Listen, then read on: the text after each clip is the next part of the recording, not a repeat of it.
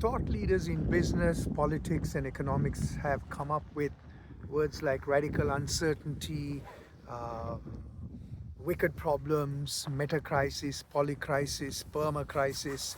So all of these words are depicting the what is already always been a world and a universe that's volatile, uncertain, complex, and ambiguous. Uh, but over the last 200 years or so, there has been a machine kind of a narrative, which is a reductionist narrative, that everything can be fixed with technology, everything can be engineered, all the problems can be solved. So this deluded notion has been what has driven the world in the last 200 years or so in the modern techno-industrial complex. However, now as things are getting more and more complex, as technologies coming into our lives even more and more, we are now seeing how complex and difficult this world is in real terms. I learned some of these basic truths as a 12-year-old from a Buddhist monk. He said that the world is an uncertain, impermanent place.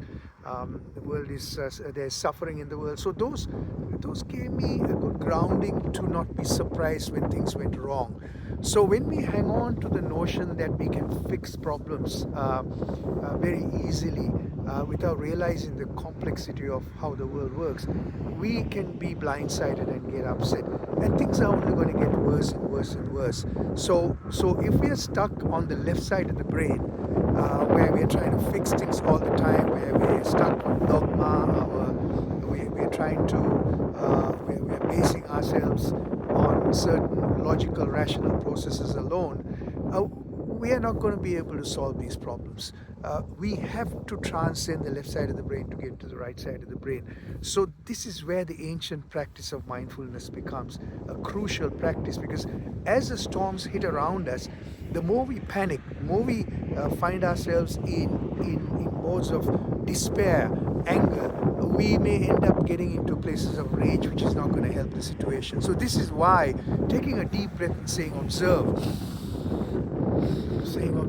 will enable us to at least stop for now and think of things and put things in a better perspective, at least to have a bit more clarity as to how we can deal with these issues by coming together as community, not being angry at each other, not be trying to take advantage of each other. So I put it out there. So this conversation needs to happen now, I believe, and we need to have compassion towards ourselves and others who are stuck in another narrative to bring us all together to solve these problems that we are having, rather at least to address these problems and predicaments that we have in a way that there is more clarity and calm.